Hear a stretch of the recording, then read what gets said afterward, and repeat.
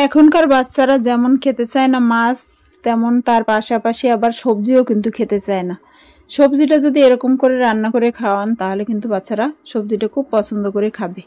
Hello everyone, আসসালামু আলাইকুম। সবাই কেমন আছেন? আশা করি সবাই ভালো আছেন। আমি আল্লাহর অশেষ রহমতে আলহামদুলিল্লাহ ভালো আছি। চলে আসলাম নতুন একটা রেসিপি নিয়ে। আজকের রেসিপিটা হচ্ছে চিকেন চাইনিজ সবজি। এখানে আমি মুরগির মাংস নিয়ে নিয়েছি, মুরগির বুকের মাংসটা আর কি নিয়ে নিয়েছি, প্রায় হাফ কেজির মতন নিয়ে সুন্দর করে ছোট ছোট করে কেটে নিয়েছি। এবার হচ্ছে একে একে কয়েকটা মশলা দিয়ে দিচ্ছি, আদা রসুন পেঁয়াজ বাটা, তারপর হচ্ছে সয়া সস, মরিচের গুঁড়া, এগুলো দিয়ে ভালোভাবে একটু ম্যারিনেট করে নিয়েছি। এবার প্যানে একটু তেল দিয়ে, তেলটা গরম হয়ে গেলে এবার মাংসগুলো দিয়ে দিচ্ছি। মাংসগুলো হালকা ভাজবো, কিন্তু এটা কিন্তু আমি একদম মশমশা করে ভাজবো না, হালকা করে ভাজবো, যাতে গোশের ভিতরে যে একটু পানি পানি থাকে ওটা যেন না থাকে, এরকম করে আমি ভাজবো। এই যে দেখুন প্রায় ভাজা হয়ে গেছে, এরকম উল্টে পাল্টে ভেজে নিয়েছি সবগুলো, এখন তুলে নিচ্ছি। এখানে আমি কিছুটা পেঁয়াজ দিয়ে দিয়েছি, অল্প কিছু পেঁয়াজ দেবো, পেঁয়াজ বেশি দেবো না, কিন্তু এখানে অল্প বলতেও তাও মাঝারি সাইজের একটা পেঁয়াজ দিয়ে দিয়েছি। পেঁয়াজটা হালকা ভাজা হয়ে গেছে। এবার হচ্ছে গাজর কুচি দিয়ে দিয়েছি, গাজরটা এরকম কিউব কিউব করে কেটে নিয়েছি পাতলা পাতলা করে। গাজরটা হালকা ভেজে এবার এখানে আমি পেঁয়াজ পাতা কুচি আর পাতাকপি কুচি দিয়ে দিয়েছি, দিয়ে ভালোভাবে একটু নেড়ে চেড়ে নিচ্ছি। একটা একটা উপকরণ দিব আর হচ্ছে ভালোভাবে নেড়ে একটু সিদ্ধ করে নিচ্ছি আর কি হালকাভাবে। যেহেতু গাজরটা সিদ্ধ হতে সময় বেশি লাগে তাই গাজরটা আগে দিয়ে দিয়েছি।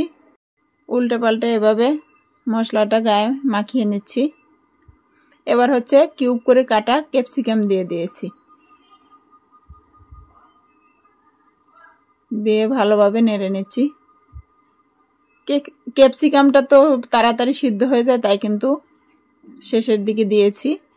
এভাবে দিয়ে ভালোভাবে নেড়ে চেড়ে নিচ্ছি।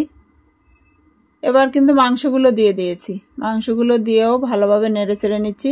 কারণ হচ্ছে মাংসগুলো এত আগে দেওয়ার কারণ হচ্ছে মাংসগুলো কিন্তু আগে বেশি ভালোভাবে ভাজি নাই। সয়া সস, টমেটো সস, লবণ দিয়ে আবারও একটু ভালোভাবে নাড়িয়ে চাড়িয়ে দিচ্ছি। এবার এরকম করে কিউব করে কাটা পেঁয়াজ দিয়ে দিয়েছি, পেঁয়াজটা দিয়েও ভালোভাবে এখন নেড়ে চেড়ে নেব। আমার সবজিটা মোটামুটি সিদ্ধ হয়ে গেছে, এই সময় কিন্তু পেঁয়াজটা দিয়েছি। পেঁয়াজটা দিয়ে কিন্তু বেশি সময় সিদ্ধ করা যাবে না।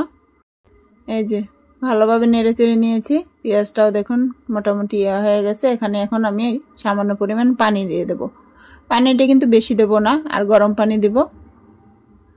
এই যে আধা কাপের মতন পানি দিয়ে দিয়েছি। এখানে কিন্তু বেশি পানি দেওয়া যাবে না, কারণ সবজিটা মোটামুটি সিদ্ধ হয়ে গেছে। আর চাইনিজ সবজি একটু হালকা সিদ্ধই খাওয়া হয়, একদম গলা গলা কিন্তু খেতে ভালো লাগে না।